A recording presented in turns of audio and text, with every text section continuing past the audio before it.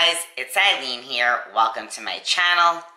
Today I want to do a DIY on making face masks just in case anyone might need them and can't buy them on their own due to what is going on in the world these days.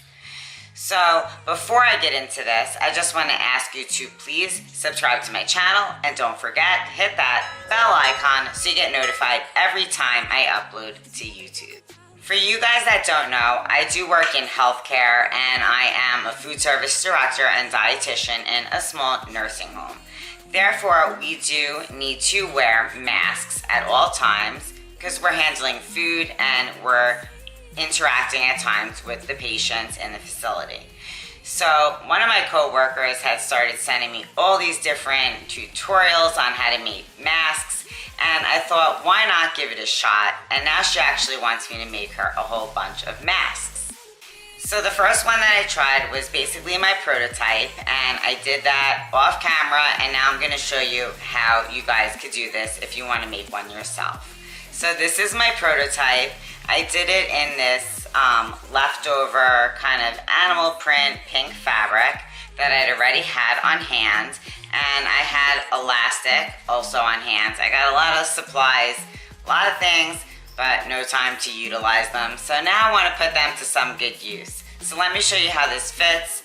The elastic is nice and loose enough, but snug enough.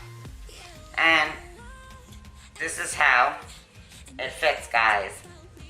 It works. You could hear that my voice is muffled, and I think you guys could tell that it was somewhat of a barrier. It may not be the most optimal, but if you have nothing at all, then this will be good. And there's a lot of people out there donating them, and I'm gonna try to make as many as I can. And let me get started in showing you how easy it is.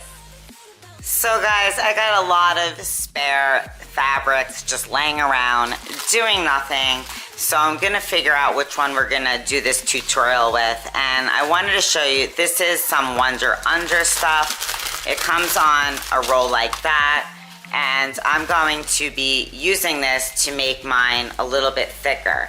This is a fusible web for you guys that don't know. And what you do is you iron this on to one of your fabrics, and then you could make it a double-sided so it's stuck together. So in essence, we're gonna be having 3 sheets of fabric for the mask.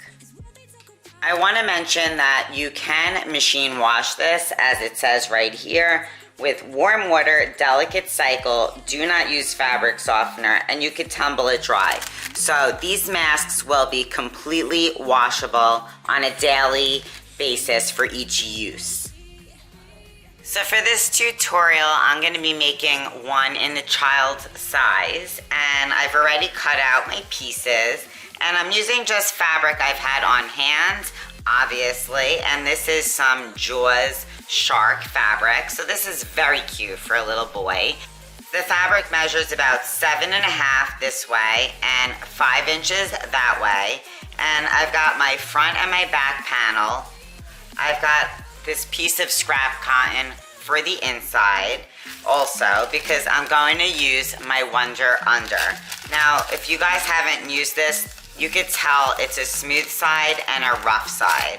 So you want to put your rough side down on your fabric, the rough, and then you're going to just iron this on. So this is going to give you that extra layer inside of your mask to make it more durable and more protective against any germs or droplets that could possibly try and get penetrating through your mask. So that's why we're going to use this. And I got it all on, and now I'm just gonna press it on down. I should have read the directions, but I didn't fully read them. All right, so I got out my directions for you guys, and you're gonna press it 5 to 8 seconds with the hot iron. Obviously on the wrong side of your fabric, because you want the right side or the pretty side to be on the exterior. You don't want this ugly Wonder Under. So once you've got it all fused on, you're just gonna peel this paper layer off, and then it's gonna be a little bit tacky, and you could put on your other piece that you wanna make it like a double ply, 2-ply piece of fabric, more stable, more sturdy, and in this case, it's gonna be a better protective barrier against any droplets. And then you just wanna give it another little iron just to fully get it to fuse together.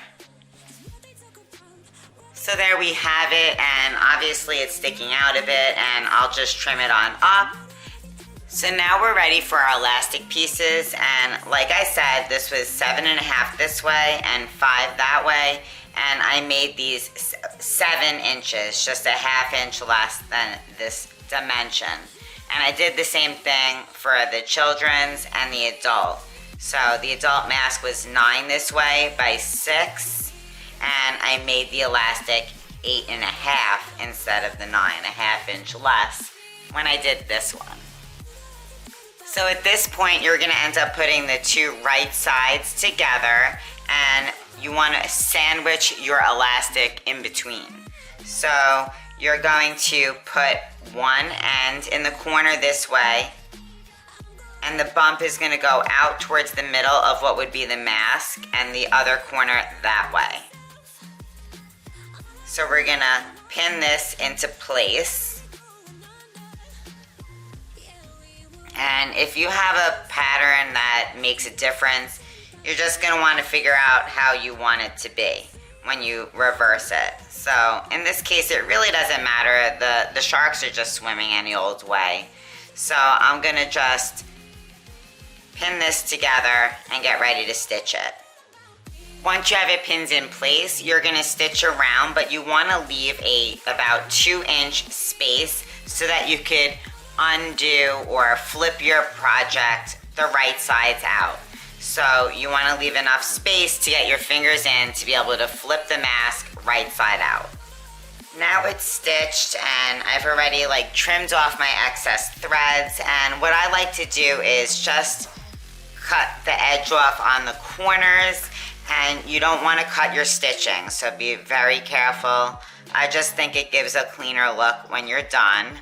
So I just cut a little bit off those corners, and now is a good time. If you're a little bit uneven, you could just even it all out and nobody will know better. So I think that's good now, and where is my hole? It's here. So that is where I left my little opening. You know, with the whole corona, guys, I don't have my nails, and I used to find it easier to work with nails than without nails. People say the opposite, but I'm having trouble working this way, probably because I've been so used to having my nails, but not that important these days. So here we go, flipping it the right way. Everything, you want to make sure it's all in there tight. My elastic's all good. And we're gonna finish this part up, don't worry about that.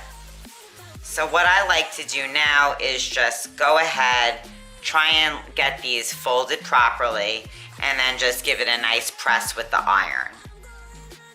So it's all pressed, guys, and we're gonna take care of getting that little hole stitched up in just a little bit.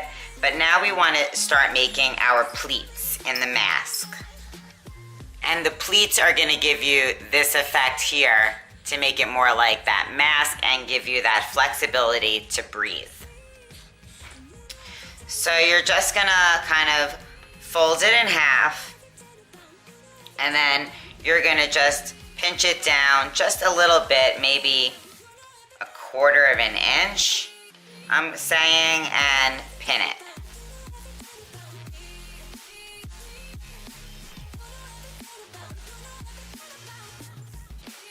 And then you're gonna make 2 more of the same pleats above it and below it.